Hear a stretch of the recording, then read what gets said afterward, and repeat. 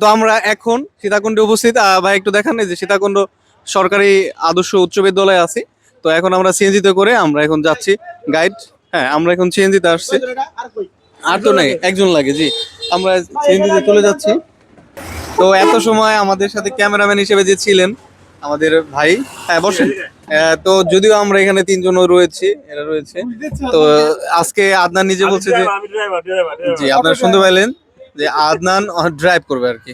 আসলে আমরা যেটা ফিলিংসটা দারুণ ছিল। সীতাকুণ্ড অত্যন্ত আহ, পরিষ্কার পরিচ্ছন্ন একটা শহর, যদিও প্রচুর পরিমাণে মশা রয়েছে এখানে। আমরা এখন যাচ্ছি চন্দ্রনাথ পাহাড়ে, চন্দ্রনাথ পাহাড়ের উদ্দেশ্যে সিন্ধিতে উঠলাম। মামা, আপনি কিছু বলবেন? চন্দ্রনাথ পাহাড়ে যেতে আমাদের কত সময় লাগতে পারে বলেন? এই ধরেন এখান থেকে সর্বোচ্চ 4 থেকে 5 মিনিট।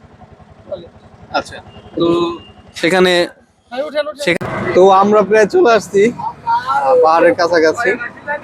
এখানে অনেক কিছু দেখা যাচ্ছে, আমরা দেখতে পাচ্ছি এখানে অনেকে রয়েছে পাহাড়ে উঠবে।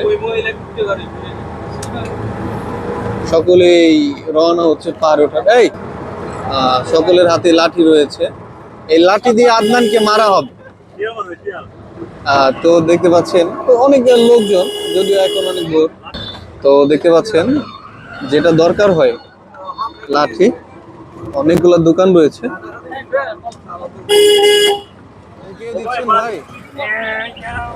তো আমরা সিএনজিতে করে চলে আসলাম। আমাদের শেষ, মামা বললো যে আপনাদের গন্তব্য শেষ। এখান দিয়ে অনেক লোকজন পাহাড়ে ওঠার জন্য চলে এসেছে।